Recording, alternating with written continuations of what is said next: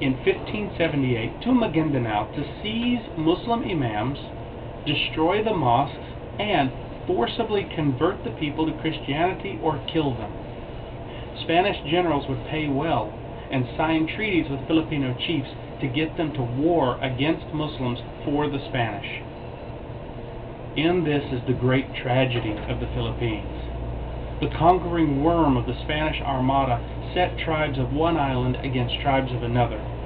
They paid well only to steal the wealth later.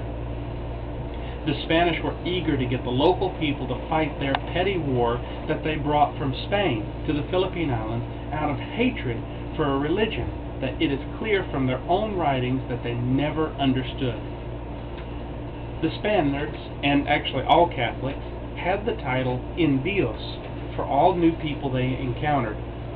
The title is a short form of the Latin phrase "niños en Dios," meaning babes in God. Honestly, this is a very condescending title, which implies that the local people had no religion, and it was the duty of those who came to bring them to God. The attitude generated by this title was that all native peoples were godless and pagan and were free to be exploited under the rule of the Pope. In Spain, the Spanish people had already been fighting the Muslims who lived in the area for centuries, and we've already gone over the growth of Muslim Spain in a previous show.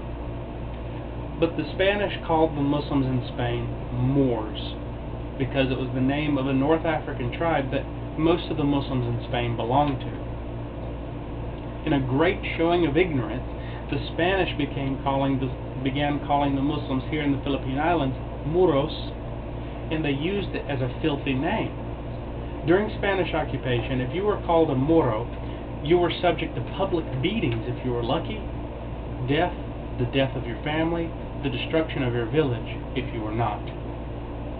Spanish officials in Cebu wrote to the Spanish king in 1565 the following message: "We beseech His Majesty and Your Highness in His royal name, that inasmuch as the said Moros and others take from us the gold, pearls, jewels, precious stones, and other things of which we have no information, thus injuring the native, both by giving us no opportunity to plant our holy faith among them and taking said items, they should, if they continue the said trade, lose their property and be made slaves, for they preach the doctrine of Muhammad." It should be noted here, dear listener, that the facts of history show that the Muslims were not stealing these items from the Spanish, nor were they stealing these items from the locals. Rather, they were engaging in trade with local tribes long before the Spanish got there, and the local tribes preferred dealing with the Muslims than with the Spanish. So it was jealousy over business transactions and not an actual seeking of mercy to the local people. The King of Spain responded, "We have also been petitioned in your behalf concerning the Moro islands in that land, and how those men come to trade and carry on commerce, hindering the preaching of the Holy Gospel and disturbing you. We give you permission to make such Moros slaves and seize their property." Could you imagine such a thing happening today with trade? Somebody's angry because you're going to you're going to the competitor store, so he gets permission to take the competitor, make him a slave, and steal his store? That's just not right. Come on. But while the Spanish occupation continued, they went on to set the tribes of the Philippines against the Muslims, who were the greatest force against the Spanish invasion because of the strong unity that they had maintained. Islam had forged the bond of brotherhood across tribal lines and unified the people in a way that the Spanish were not prepared to deal with. In fact, the surviving khutbahs in Zamboanga from the early 20th century show that even though the Ottoman Empire was crumbling, that the Muslims of the Philippines continued to pray for the Caliph and the unified Muslim people. This is strong evidence in the belief of a united Islam. The Moro Wars functioned as a continuation of the Spanish-Muslim wars in Europe. Unfortunate for Filipino Muslims who had never even seen Europe. The difference here, though, is that the Spanish were now attacking a native people in their own homeland because of a hatred for their religion. By the 1660s, the Spaniards would simply kill Muslims on sight, burn Islamic texts, and destroy places of worship. The Moro Wars spanned from 1565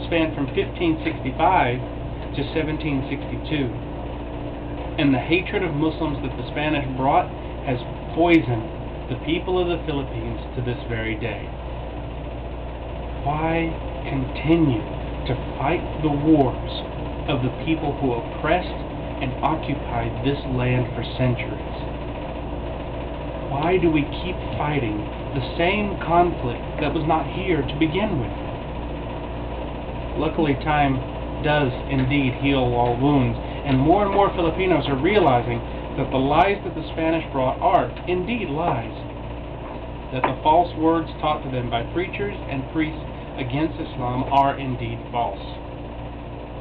In October of 2006, a Manila-based social group gave a poll to several thousand Filipinos. The results of this poll show an increase in opinion towards Muslims by non-Muslims.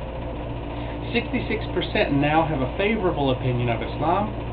68% think that Islam respects the beliefs of non-Muslims.